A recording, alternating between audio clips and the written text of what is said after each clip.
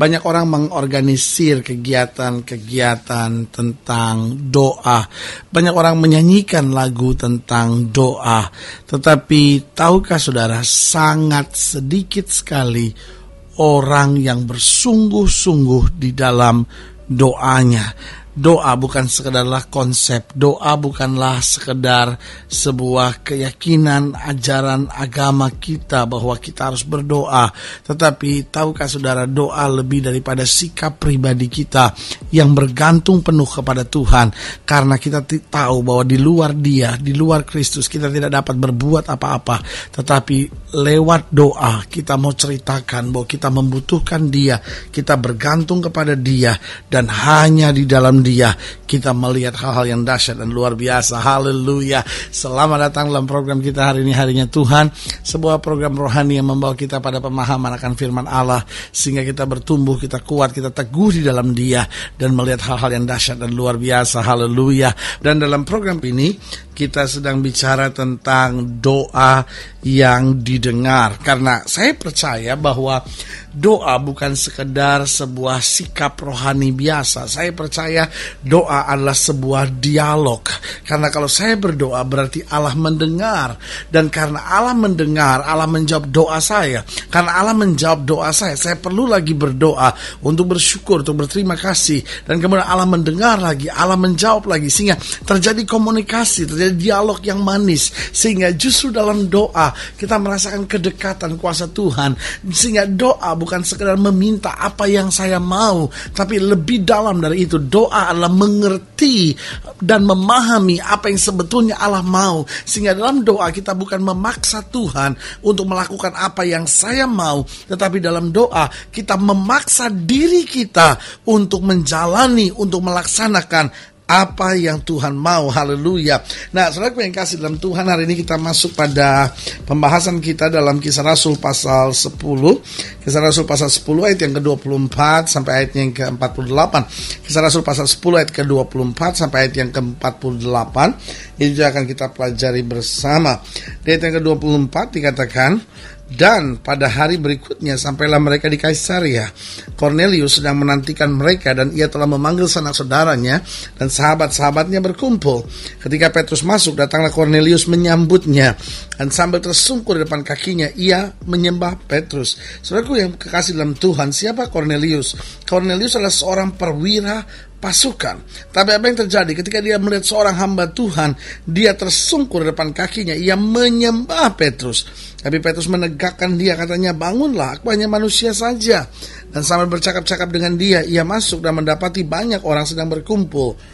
Ia berkata kepada mereka, kamu tahu betapa kerasnya larangan bagi seorang Yahudi untuk bergaul dengan orang-orang yang bukan Yahudi atau masuk ke rumah mereka. Tetapi Allah telah menunjukkan kepadaku bahwa aku tidak boleh menyebut orang najis atau tidak tahir. Itulah sebabnya aku tidak berkeberatan ketika aku dipanggil, lalu datang kemari. Sekarang aku ingin tahu, apa sebabnya kamu memanggil aku? Jawab Kornelius, 4 hari yang lalu, kira-kira pada waktu yang sama seperti sekarang, yaitu jam 3 petang, aku sedang berdoa di rumah. Tiba-tiba ada seorang berdiri di depanku, pakaiannya berkilau-kilauan, dan ia berkata, Kornelius, doamu telah didengarkan Allah, dan sedekahmu telah diingat di hadapannya. Perhatikan baik, Kornelius berdoa, dan apa yang terjadi? Dikatakan Kornelius, doamu telah didengarkan Allah, dan sedekahmu telah diingat di hadapannya. Suruhlah orang ke Yope untuk menjemput Simon yang disebut Petrus. Ia sedang menumpang di rumah Simon, seorang penyamak kulit yang tinggal di tepi laut. Karena itu segera aku suruh orang kepadamu, dan dengan senang hati engkau telah datang. Sekarang kami semua sudah hadir di sini di hadapan Allah untuk mendengarkan apa yang ditugaskan Allah kepadamu. Lalu mulailah Petrus berbicara, katanya, sesungguhnya aku telah mengerti bahwa Allah tidak membedakan orang. Setiap orang dari bangsa manapun yang takut akan Dia dan yang mengamalkan kebenaran berkenan kepadanya. Itulah firman yang ia suruh sampaikan kepada orang-orang Israel. Itu firman yang memberitakan damai sejahtera oleh Yesus Kristus, yang adalah Tuhan dari semua orang. Perhatikan, Yesus Kristus yang adalah Tuhan dari semua orang. Kamu tahu tentang segala sesuatu yang telah terjadi di seluruh tanah Yudea, mulai dari Galilea sesudah baptisan yang diberitakan oleh Yohanes, yaitu tentang Yesus dari Nazaret, bagaimana Allah mengurapi Dia dengan Roh Kudus dan kuat kuasa. Dia yang berjalan berkeliling sambil berbuat baik dan menyembuhkan semua orang yang dikuasai iblis, sebab Allah menyertai dia. Dan kami adalah saksi dari segala sesuatu yang diperbuatnya di tanah Yudea maupun di Yerusalem. Dan mereka telah membunuh dia dan menggantung dia pada kayu salib. Yesus itu telah dibangkitkan Allah pada hari yang ketiga, dan Allah berkenan bahwa ia menampakkan diri bukan kepada seluruh bangsa, tapi kepada saksi-saksi yang sebelumnya telah ditunjuk oleh Allah, yaitu kepada kami yang telah makan dan minum bersama-sama dengan dia setelah ia bangkit dari antara orang mati. Dan ia telah menugaskan kami memberitakan kepada seluruh bangsa dan bersaksi bahwa dialah ditentukan Allah menjadi hakim atas orang-orang hidup dan orang-orang mati. Tentang dialah semua nabi bersaksi bahwa barang siapa percaya kepadanya, ia akan mendapat pengampunan dosa oleh karena namanya. Dan ketika Petrus sedang berkata demikian, turunlah Roh Kudus ke atas semua orang yang mendengarkan pemberitaan itu. Dan semua orang percaya dari golongan bersunat yang menyertai Petrus tercengang-cengang karena melihat bahwa karunia Roh Kudus dicurahkan ke atas bangsa-bangsa lain juga. Sebab mereka mendengar orang-orang itu berkata-kata dalam bahasa roh dan memuliakan Allah. Lalu kata Petrus, bolehkah orang mencegah untuk membaptis orang-orang ini dengan air, sedangkan mereka telah menerima Roh Kudus sama seperti kita? Lalu ia menyuruh mereka dibaptis dalam nama Yesus Kristus. Kemudian mereka meminta Petrus supaya tinggal beberapa hari lagi bersama-sama dengan mereka. Saudaraku yang kasih dalam Tuhan, menarik untuk kita pelajari. Waktu Petrus bertanya kepada Kornelius, Kornelius, kenapa engkau memanggil aku? Lalu Kornelius berkata, aku berdoa. Dan ketika aku sedang berdoa, tiba-tiba aku mendapat jawaban dari Tuhan. Dan jawaban itu berbunyi, doamu telah didengar Allah. Saudaraku yang kekasih dalam Tuhan, ini menarik untuk kita pelajari. Ada banyak orang berdoa, tapi nggak pernah dapat apa-apa dalam hidupnya. Kita lihat betul ketika ada seorang wanita yang pendarahan 12 tahun, dia jamah ujung jubah Yesus. Dan Yesus berkata apa? Aku rasa ada kuasa yang mengalir keluar dari dalamku. Saudaraku yang kasih dalam Tuhan, doa yang benar adalah doa yang membuat kuasa dari sorga mengalir tercurah dari dalam hidup kita. Nah, saudaraku yang kasih dalam Tuhan, berarti pelajaran apa yang kita bisa dapat? Bagaimana supaya doa kita sungguh-sungguh didengar Tuhan? Ada banyak orang yang berkata, aduh pendeta saya udah berdoa sampai saya capek berdoa. Saudaraku yang kasih dalam Tuhan, bayangkan doa aja bisa menurut dia sampai capek, sampai jenuh, sampai bosan berdoa. Kenapa? Karena dia gak merasa bahwa doa sebagai sebuah dialog. Doa adalah kuasa, doa adalah sebuah komunikasi yang begitu mantap, begitu akrab, begitu intim dengan Tuhan. Nah, saudaraku yang kasih dalam Tuhan, saya pelajari dalam ayat bacaan ini, kita bisa lihat bagaimana supaya doa kita betul-betul sungguh didengar oleh Allah. Yang pertama, doa kita didengar Allah jika kita sungguh-sungguh. Doa kita didengar oleh Tuhan jika kita sungguh-sungguh. Alkitab berkata Elia manusia biasa sama seperti kita, tapi ia telah bersungguh-sungguh berdoa. Kita pelajari dalam Alkitab, Yesus bangun pagi-pagi dan dia berdoa, naik ke atas gunung dan berdoa. Pertanyaan kita, kenapa dia harus pergi ke atas gunung untuk berdoa? Jawabannya, itu hanya membuktikan kesungguhannya. Dia tinggalkan segala tugas, tanggung jawab, kesibukan, dan dia sungguh-sungguh memfokuskan diri hanya untuk doanya. Alkitab berkata kadang-kala dia sudah begitu lelah karena seharian bekerja keras, makan pun sampai mereka tidak sempat. Tetapi malam-malam ketika murid-murid tidur, Yesus berdoa semalaman dengan Bapa. Pelajaran apa yang bisa kita ambil? Bahwa dia sungguh-sungguh dalam doanya. Dia di Taman Getsemani dia berdoa sampai tetesan keringatnya berubah menjadi darah, kata Alkitab. Kenapa? Karena dalam kesungguhannya. Lihat saudaraku yang kasih dalam Tuhan, dari sini kita bisa pelajari bahwa doa yang didengar oleh Allah yang pertama adalah doa yang sungguh-sungguh. Yang kedua, doa kita didengar oleh Allah jika motivasi kita baik. Alkitab berkata kamu berdoa tapi tidak mendapat apa-apa karena kamu salah berdoa. Yang kamu pakai akan kamu habiskan untuk kesenangan kamu sendiri. Berarti dari sini Alkitab mau menggambarkan buat kita bahwa doa yang berkenan kepada Allah, doa yang dijawab oleh Allah, yang pertama adalah doa yang sungguh-sungguh.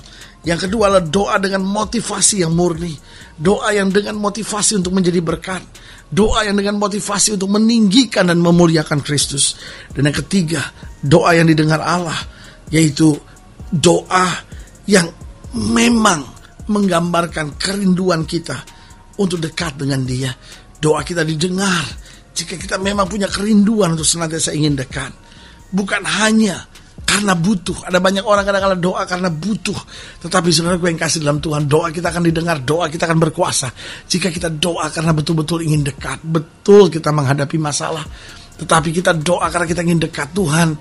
Kalau saya nggak dekat Tuhan, goyang saya ngadapin semuanya. Tuhan, kalau saya nggak dekat Tuhan, jatuh saya Tuhan. Tuhan, kalau saya nggak dekat Tuhan, saya terpleset Tuhan. Karena saya mau doa, bukan sekedar untuk mendapat jawaban, karena saya tahu jawaban itu pasti. Saya doa supaya saya bisa semakin dekat dengan Dia dan mengalami kasih kuasa anugerahnya yang luar biasa. Berarti kembali saya mau ingatkan, doa bukan sesuatu yang membosankan. Doa bukan sesuatu yang menjenuhkan. Doa bukan karena kita nggak ada jalan lain, udahlah kita berdoa. Tapi hari ini kembali saya mau ingatkan buat saudara, doa kita adalah komunikasi dengan Allah kita. Doa kita didengar, kita mendengar suara Tuhan, dan kita melihat kedahsyatan kuasanya yang luar biasa. Nah, bagaimana supaya doa kita didengar? Yang pertama, jika kita sungguh-sungguh. Yang kedua, jika motivasi kita baik, yaitu motivasi kita untuk meninggikan Kristus, motivasi kita untuk jadi berkat, motivasi kita supaya lewat hidup kita kemudian Allah nyata. Dan yang kedua, bagaimana doa kita didengar, yaitu jika kita memang ingin selalu dekat dengan Dia, menikmati kasih-Nya lebih dalam lagi, dan menikmati anugerahnya yang luar biasa. Haleluya. Saudara yang kasih dalam Tuhan, kalau sedang ingin dilayani lebih jauh, hubungi kami melalui telepon, hubungi kami melalui surat, kunjungi website kami, karena kami ada untuk membawa Bapak Ibu Saudara senantiasa lebih dekat pada Tuhan, mengalami kasih kuasa mujizat yang luar biasa. Haleluya. Melalui program ini juga secara khusus saya mau berdoa untuk setiap pendengar sekalian. Saudara yang ingin didoakan secara khusus, mungkin karena ada masalah, ada sakit, ada persoalan-persoalan yang rumit dalam hidup saudara. Mungkin saudara sedang terbaring di rumah sakit. Saudaraku yang kasih dalam Tuhan, bagi Allah tidak ada perkara yang mustahil. Saudara-saudara yang ingin didoakan secara khusus, saudara-saudara yang merasa jenuh dalam doa, merasa gak ada yang mau peduli, kayaknya betul gak sih doa saya didengar oleh Allah. Nah, setiap saudara yang didoakan secara khusus, boleh taruh tangan kanan saudara di dada, dan kita doa. Bapa, dalam nama Yesus, hamba doa buat yang sakit, hamba doa buat yang berbeban berat, hamba doa buat mereka yang sedang menghadapi badai rumah tangga, menghadapi badai dalam masa muda. Bapak, hamba berdoa di dalam nama Yesus, Tuhan jamah mereka yang doanya telah merasa bosan, merasa jenuh, merasa lelah. Hamba berdoa dalam nama Yesus, kembalikan roh semangat doa itu, sehingga kami tetap berdoa, karena kami tahu doa adalah komunikasi dengan Allah, di mana Tuhan mendengar dan mengetahui segala sesuatu yang kami perlukan, dan Roh Kudus menjawabnya. Roh Kudus memberi kekuatan, dan Allah menyediakan segala keperluannya. Terima kasih Bapa, terima kasih. Di dalam nama Yesus kami berdoa. Haleluya. Amin.